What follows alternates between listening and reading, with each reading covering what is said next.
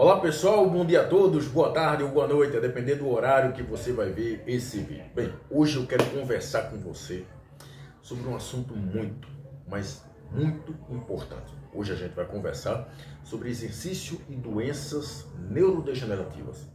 Dentre essas doenças nós temos a doença de Parkinson, a doença de Alzheimer, a demência, dentre elas a demência vascular, que é muito comum em pessoas que tiveram AVC, mas não só pessoas que tiveram AVC, a demência frontotemporal, que afeta o lobo frontal e temporal, né? E o declínio cognitivo leve. Todas essas doenças neurodegenerativas em idosos. Esse vídeo ele vai ter uma característica um pouco diferente dos outros vídeos. Eu vou precisar que esse vídeo seja mais longo, porque o formato que eu pensei para fazer, para falar sobre esse tema, é um formato de uma aula. Vai ser uma espécie de uma aulinha que vai ter um tempo relativamente prolongado. Portanto, se você não se interessa por esses temas, vai ver outra coisa aqui na rede social, no caso no YouTube, né? Se você se interessa por esse tema, se você tem curiosidade de saber sobre os efeitos do exercício em idosos com doenças neurodegenerativas, fica por aqui, porque aqui eu vou passar informações importantes. E eu vou responder basicamente aqui o seguinte: por que idosos com doenças neurodegenerativas devem fazer exercício físico? Que exercício aqui eu vou falar? Todos que você puder imaginar. Musculação, exercício aeróbio, yoga, tai chi chuan, enfim, qualquer tipo de exercício físico. Mais uma vez, esse vídeo vai ter uma duração relativamente prolongada, mas as informações que eu vou passar aqui são informações relevantes e embasadas na ciência. Aproveite, não esqueça de ativar o sininho, curtir, comentar, compartilhar, para que o algoritmo entenda que você se relaciona com esse conteúdo e aí ele te ofereça tanto conteúdos meus, mais conteúdos meus, como conteúdos de outros produtores de conteúdo. Vamos lá? Antes de eu começar a mostrar o estudo para vocês e alguns resultados de alguns outros estudos que foram incluídos numa revisão que eu vou apresentar aqui para vocês, eu preciso que você entenda algumas características básicas do Parkinson e do Alzheimer, da doença de Alzheimer, porque você pode ter alguns conceitos ou algumas ideias muito equivocadas em relação a essa doença. Vamos começar pela doença de Alzheimer, ou mal de Alzheimer, né? O Alzheimer é caracterizado principalmente pelo acúmulo de placas beta-amiloides no cérebro. Não só isso, mas um prejuízo, um comprometimento no metabolismo da proteína tal. Essas placas beta-amiloides e esses prejuízos no metabolismo da proteína tal comprometem várias regiões do cérebro de indivíduos com Alzheimer.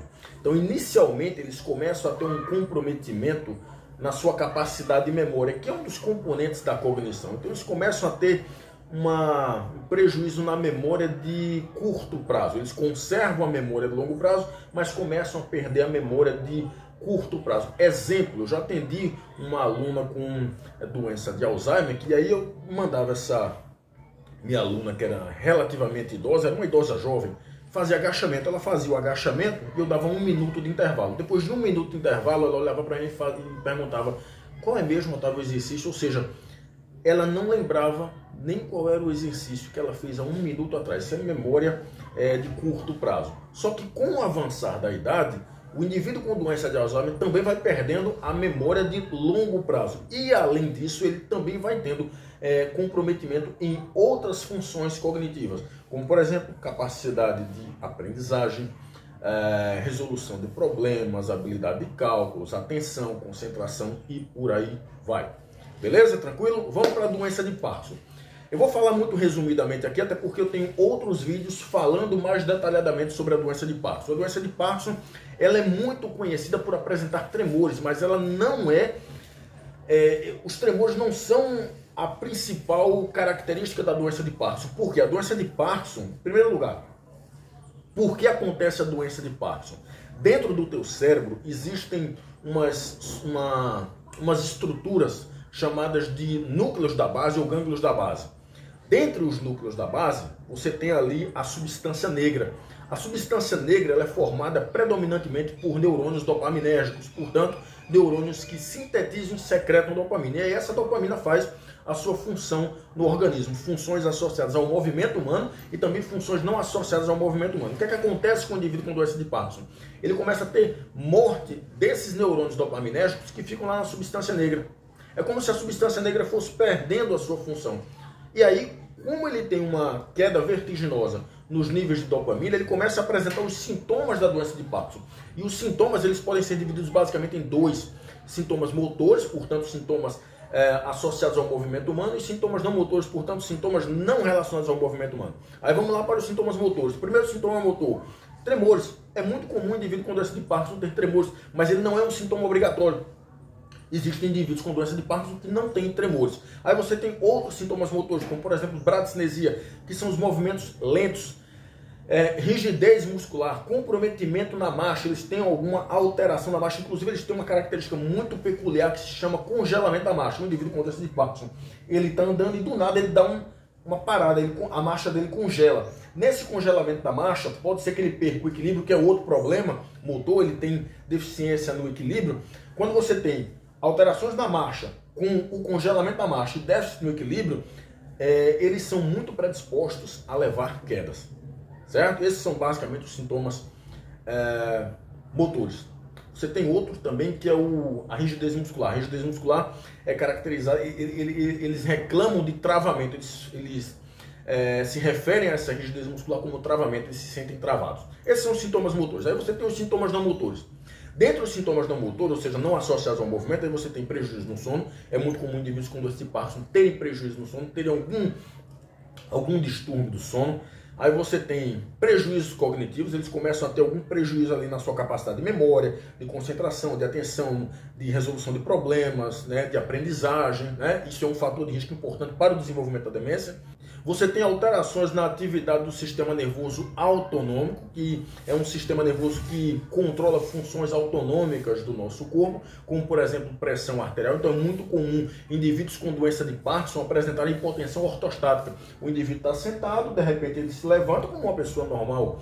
E aí ele sente uma tontura, uma queda de pressão vertiginosa, porque ele tem prejuízo no funcionamento do sistema nervoso autonômico, e essa tontura faz com que ele caia, ou seja, sente novamente.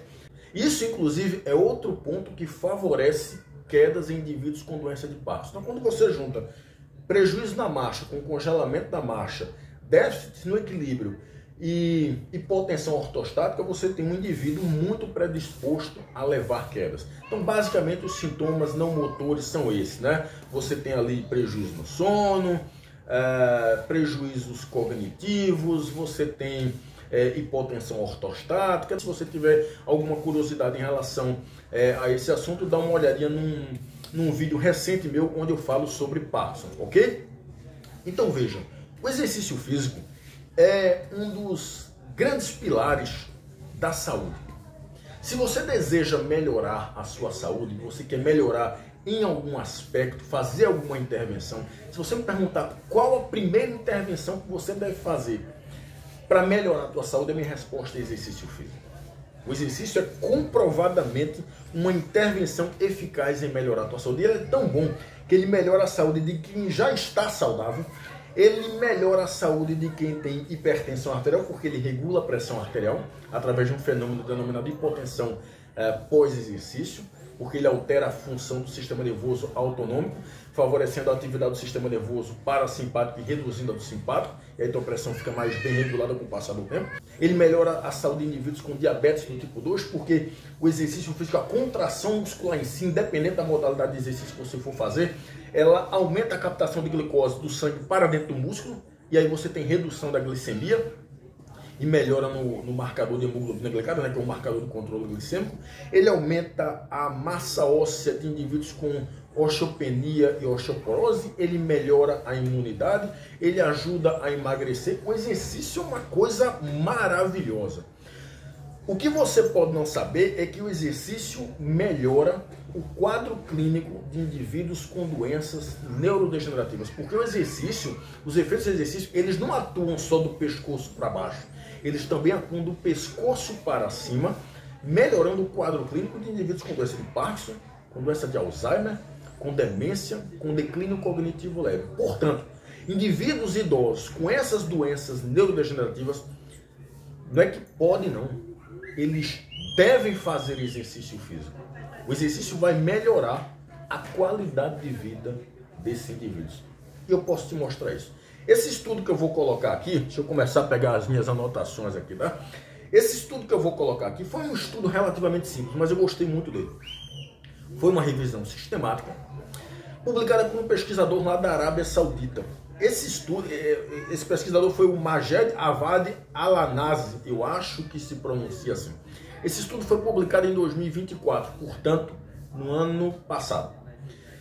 E aí esse estudo foi publicado na revista Life, e como foi uma revisão sistemática, eles pegaram 19 estudos que investigaram os efeitos da atividade física ou do exercício físico na função cognitiva, nas habilidades motoras, no bem-estar emocional e na qualidade de vida de indivíduos idosos com doenças neurodegenerativas. Essas doenças que eu falei para vocês aí, que eu estou falando desde o início do vídeo. E aí eles pegaram estudos que utilizaram vários tipos de exercício, como por exemplo exercício aeróbio, exercício resistido, que você conhece como musculação, que pode ser feita lá na academia com máquinas e pesos livres, mas também pode ser feita dentro de casa com o peso do próprio corpo, com materiais alternativos como TRX, elásticos, pode ser feita no parque, na praça, com materiais lá da praça, do parque, né? Pode ser feito na beira-mar, em qualquer lugar. O exercício resistido tem essa característica, você precisa vencer uma determinada resistência, não precisa ser dentro de uma academia, mas também pode ser dentro de uma academia. Eles utilizaram o Tai Chi Chuan, que é um tipo de ginástica chinesa, e o yoga. Basicamente essas modalidades. Tiveram outras modalidades, mas basicamente essas foram as mais comuns. E aí os resultados desse estudo mostraram o seguinte: esses idosos que tinham doenças neurodegenerativas e passaram a se envolver em exercício físico, foram submetidos a intervenções de exercício físico durante tempos relativamente variados, né? 1 mês, 2 meses, 3 meses, 6 meses, 1 ano ou até mais. Eles melhoraram a função cognitiva, ou seja, a memória, capacidade de aprendizado, atenção, concentração, raciocínio, habilidades matemáticas, né, de resolver cálculos. Enfim, melhoraram a cognição, né, a habilidade de fala e por aí vai. Melhoraram a função física em vários aspectos. No seguinte aspecto, de melhora na força, melhora na resistência, melhora na capacidade cardiorrespiratória, melhora no desempenho da marcha, diminuição do risco de quedas. Isso são melhoras físicas, né? Melhoraram o equilíbrio e, consequentemente, melhoraram significativamente a qualidade de vida.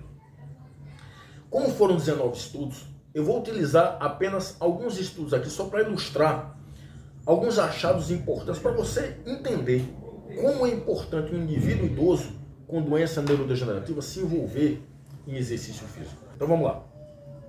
O primeiro estudo que eu trago aqui foi o estudo do Rivas Campo, que foi publicado em 2013, e o estudo do grupo do Becker em 2010. Esses dois pesquisadores, eles verificaram que o treinamento funcional de alta intensidade e que o exercício aeróbio de alta intensidade, também de alta intensidade, melhoraram a função cognitiva em indivíduos com doença de Parkinson e demência leve. Eu quero fazer uma observação aqui. Você pode estar pensando o seguinte: peraí, eu vou pegar um indivíduo com Parkinson, com demência leve, e vou submeter a treinamento funcional de alta intensidade, exercício aeróbico de alta intensidade. Entenda o seguinte: alta intensidade é subjetiva ao indivíduo. Aquilo que é intenso para mim pode não ser intenso para outra pessoa. Subir um lance de 20 degraus, um lance de escadas com 20 degraus, é muito tranquilo para mim, que sou um cara treinado. Mas pode ser classificado como um exercício intenso para um idoso com 90 anos. Entendeu? Caminhar a 5 km por hora numa esteira, para mim, é muito tranquilo. Mas para um idoso de 80 anos com Parkinson, pode ser um exercício intenso. Aquilo é um grande desafio para esse indivíduo. Consegue compreender? Então, intensidade é relativo ao indivíduo. Um peso na rosca direta, como por exemplo, sei lá, 5 quilos, para mim, é muito tranquilo. Para um indivíduo com doença de Alzheimer, não. Conseguiu compreender? O segundo estudo agora, o estudo do Carapellotti em 2022, recente agora, eles verificaram que a dança não é o primeiro estudo que eu vejo, que eu leio sobre dança como forma de intervenção para melhorar a qualidade de vida em indivíduos com doenças neurodegenerativas. Eu já li intervenções de dança para indivíduos com Parkinson. Esse cara verificou que a dança promoveu benefícios físicos, melhoras em aspectos cognitivos, nos sintomas de depressão, no desconforto físico e em atividades da vida diária em indivíduos com Parkinson. Os indivíduos com doença de Parkinson que foram submetidos a uma intervenção de dança durante um tempo relativamente prolongado, alguns meses, eles melhoraram em termos físicos, melhoraram a capacidade cardiorrespiratória, melhoraram o equilíbrio, a habilidade de marcha, esses são os benefícios físicos, melhoraram a cognição, o que é um ponto muito importante para a prevenção de demência em indivíduos com doença de Parkinson. Reduziram os sintomas de depressão, porque depressão é um dos sintomas não motores, esqueci de falar isso, é um dos sintomas não motores da doença de Parkinson. Aproximadamente 50% dos indivíduos com doença de Parkinson apresentam depressão. E quando você coloca uma intervenção, como por exemplo o exercício físico pode reduzir os sintomas da depressão nos indivíduos com doença de Parkinson. O exercício físico ajuda a tratar a depressão na doença de Parkinson. A depressão é um dos sintomas não motores, portanto, não associados ao movimento humano. A dança melhora o quadro de depressão em indivíduos com Parkinson, beleza? Além disso, eles melhoraram o desconforto físico, porque eles relatam um certo travamento muscular, que é a rigidez muscular, né? Como eles têm essa rigidez muscular, eles ficam com muita fadiga, o que também aumenta devido aos prejuízos no sono, então eles ficam fadigados durante uma boa parte do dia. E quando você faz uma intervenção como a dança, esse desconforto físico tende a reduzir bastante. E melhoraram o desempenho em atividades da vida diária. Esse desempenho em atividades da vida diária não foi melhorado pela musculação, foi melhorado pela dança. Indivíduos com doença de Parkinson precisam também dançar. Isso é muito... Eu já estou convencido desse ponto. A dança é uma intervenção importante para o tratamento da doença de Parkinson. O próximo estudo ele foi publicado pelo grupo do Ku, ou melhor, pelo Ku, Jung e Knau em 2021. Alguns anos atrás, né? Sei lá, 4 anos. Eles verificaram que o treinamento de dupla tarefa melhorou o desempenho de marcha em idosos com demência leve. 2 pontos importantes aqui. Em primeiro lugar, o que é o treinamento com dupla tarefa? É quando tu faz um exercício físico, que é uma atividade física, né, que envolve o físico, e uma atividade cognitiva ao mesmo tempo. Exemplo, eu posso dar vários exemplos aqui, mas vamos para um exemplo. Você coloca um indivíduo lá na bicicleta, ele vai pedalando, e enquanto ele vai pedalando, você vai fazendo algumas atividades cognitivas com ele. Por exemplo, ele vai pedalando lá e você vai colocando alguns cálculos relativamente simples para ele fazer. Você vai fazendo algum tipo de atividade cognitiva que envolve letras. Quando esse indivíduo realiza dupla tarefa, eles melhoram a habilidade de marcha. E um outro ponto aqui é que indivíduos com demência, não importa se é demência leve ou relativamente avançada, eles têm alterações no padrão da marcha, o que predispõe esse indivíduo a quedas. Quedas é um problema de saúde pública em idosos, especialmente se esse idoso tiver uma doença neurodegenerativa, como a demência, mesmo a demência leve. Então, intervenções simples como pedalar e fazer atividades cognitivas ao mesmo tempo, ou seja, uma atividade de dupla tarefa, é importante para melhorar o desempenho da marcha nesses indivíduos. Outro estudo foi publicado pelo Sunkrarat em 2016 e o outro foi o Haraprasad em 2013. Eles verificaram que o Tai Chi Chuan, que é um tipo de ginástica chinesa, e a yoga, melhoraram a função cognitiva e promoveram benefícios físicos em idosos com demência leve. Está conseguindo perceber? Eu tenho várias modalidades de exercício aqui que promovem efeitos diversos, mas efeitos benéficos em indivíduos com doenças neurodegenerativas, em idosos com doenças neurodegenerativas. O grupo do Kim, em 2016, verificou que o uso de exercícios associados a um programa cognitivo, quase uma dupla tarefa, melhorou mais a função cognitiva em indivíduos com doença de Alzheimer do que se você fizer apenas um programa cognitivo. Então, quando você usa um programa cognitivo associado com exercícios, isso vai melhorar mais a cognição deles do que se você fizer só um programa cognitivo. Isso em indivíduos com doença de Alzheimer. Aí você pergunta, Mas será que tem algum benefício real nisso? Porque o indivíduo com doença de Alzheimer, ele está perdendo a cognição, né? Ele já perdeu bastante memória, está perdendo outras capacidades cognitivas. O problema é que se você não fizer nada, a velocidade com que ele vai perder outras capacidades cognitivas, ou as capacidades cognitivas que já estão perdendo, essa velocidade vai ser aumentada. Então é tipo assim, eu vou fazer uma analogia aqui. Você tem uma doença neurodegenerativa, como a doença de Alzheimer, ela é progressiva, ela vai evoluir, mas existe uma diferença entre ela evoluir a uma velocidade de 80 km por hora ou uma velocidade de 40 km por hora. Quando você faz intervenções, como por exemplo o exercício, você pode reduzir essa velocidade de progressão. Então vai ter prejuízo? Vai, mas o prejuízo vai vir numa velocidade menor. Então você proporciona uma melhor qualidade de vida para esse indivíduo com intervenções simples, como por exemplo exercício físico. E para terminar agora, o último estudo, foi um estudo do Maeneja em 2023. Eles verificaram um ponto muito importante, que o exercício físico melhorou a atenção, que é uma das capacidades cognitivas em indivíduos que tiveram AVC. Porque o indivíduo que tem AVC, no caso um AVC isquêmico, ele tem algumas capacidades cognitivas comprometidas, porque você tem ausência de oxigênio em determinadas regiões do cérebro. Inclusive o AVC é um fator de risco para demência vascular. Então o exercício físico melhorou a atenção nesses indivíduos. Eu presumo que outras capacidades físicas, ou melhor, que outras capacidades cognitivas possam ter sido melhoradas, mas não melhoraram de maneira significativa. Talvez de maneira clinicamente relevante, mas a atenção aqui foi melhorada de uma maneira mais significativa. E aí você faz a pergunta chave, né? Por que o exercício melhora a qualidade de vida desses indivíduos? Por que o exercício promove benefícios físicos, mas principalmente benefícios cognitivos em idosos com doenças neurodegenerativas? Em idosos com Parkinson, com Alzheimer, com demência leve, né? Comprometimento cognitivo leve, com demência vascular, com demência frontotemporal. Por que o exercício faz isso? Você tem vários mecanismos. Primeiro o mais básico aqui, o mais lógico, mais óbvio. O exercício promove melhoras na força muscular, na resistência muscular localizada, na flexibilidade, na capacidade cardiorrespiratória.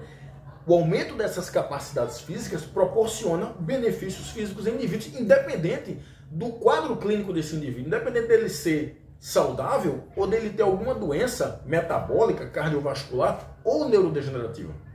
O fato de você pegar um indivíduo, submeter esse indivíduo a exercício, a força aumentou, a capacidade cardiorrespiratória aumentou, dentre outras capacidades físicas, isso já é o suficiente para você promover melhoras físicas nesse indivíduo. A marcha dele vai melhorar, o equilíbrio vai melhorar, o desempenho na marcha, né, vai melhorar, a amplitude de passada, a velocidade de passada, enfim, tudo vai melhorar nesse indivíduo. Mas em relação à cognição, por que o exercício melhora a cognição? Porque é aquilo que eu falei no início do vídeo, né? As pessoas associam os benefícios do exercício só do pescoço para baixo, né? Mas o exercício também promove benefícios do pescoço para cima. Por que isso acontece? O exercício físico ele promove aumentos em determinadas regiões do cérebro. Dentre elas, uma muito importante é o hipocampo. O hipocampo é responsável pela memória.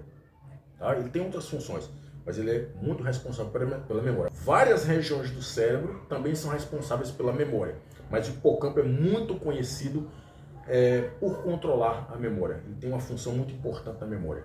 E o exercício físico aumenta o volume hipocampal, ou seja, o volume do hipocampo. Eu tenho vídeos que eu postei no Instagram falando sobre exercício, atividade física e volume hipocampal, onde eu mostrei um estudo bem interessante, mostrando que o exercício aeróbio, no caso a caminhada, se não me engano foi a caminhada, tenho quase certeza disso, a caminhar, se não me engano 5 vezes por semana, aumentava o tamanho do hipocampo. Isso é um ponto muito importante para a prevenção de demência, principalmente dos idosos. Então o exercício aumenta o tamanho do hipocampo, o exercício preserva a integridade cerebral, o exercício também cuida da saúde do teu cérebro. O exercício conserva a conectividade neural e aumenta a conectividade neural, ou seja, a conectividade entre os neurônios. Ele promove a liberação de irisina por causa da contração muscular, os músculos liberam irisina, essa irisina cai na corrente sanguínea, chega lá no cérebro e faz com que o cérebro libere BDNF. BDNF é uma neurotrofina que significa fator neurotrófico derivado do cérebro, e dentre as várias funções do BDNF você tem proteção e nutrição dos neurônios. Teus neurônios ficam mais protegidos e mais nutridos. Isso é importante para a tua saúde cerebral. O exercício faz isso. Quer liberar BDNF para cuidar da saúde cerebral? Vai fazer exercício físico. Caminhada faz isso tranquilamente. Não precisa ser um exercício relativamente muito elaborado, muito sofisticado. A caminhada, o movimento humano em geral, faz com que você libere BDNF. O exercício promove a neurogênese. Existe um fenômeno denominado neurogênese induzida por exercício, ou seja, o exercício promove a síntese de novos neurônios e, além disso, promove também a sinaptogênese, ou seja, a síntese de novas sinapses. Tanto é que existe um fenômeno denominado sinaptogênese induzida por exercício. Além do exercício sintetizar mais neurônios, ele aumenta a conectividade entre esses neurônios. Isso termina desembocando numa melhor capacidade cognitiva para os indivíduos, especialmente os idosos. O exercício melhora a circulação cerebral, a circulação do corpo todo, mas também a circulação cerebral. Isso é um ponto muito importante para o tratamento de indivíduos que tiveram AVC e prevenção da demência vascular. O exercício ele reduz a inflamação cerebral, que é muito comum em indivíduos com doença de Alzheimer. A doença de Alzheimer aumenta os níveis das citocinas inflamatórias no cérebro. Quando você pega um indivíduo com doença de Alzheimer e submete esse indivíduo a exercício físico, você tem uma redução dessas citocinas inflamatórias, portanto, uma redução no grau inflamatório do cérebro desses indivíduos. Além disso, o exercício também promove alegria, relacionamento entre as pessoas, faz com que o indivíduo tenha uma maior percepção de domínio da vida. Todos esses fatores, isoladamente, mas principalmente em conjunto, favorecem uma melhor saúde cerebral, uma melhor saúde mental e uma melhor saúde física para indivíduos que têm doenças neurodegenerativas. Portanto, indivíduos com doenças neurodegenerativas como doença de Parkinson, Alzheimer, demência vascular, demência frontotemporal, prejuízo cognitivo leve, eles devem se envolver em exercício físico. Qual modalidade? Qualquer modalidade vai oferecer benefícios para esses indivíduos, ok? Eu espero ter contribuído, eu espero que você tenha gostado dessa aulinha. Um abraço a todos e até mais.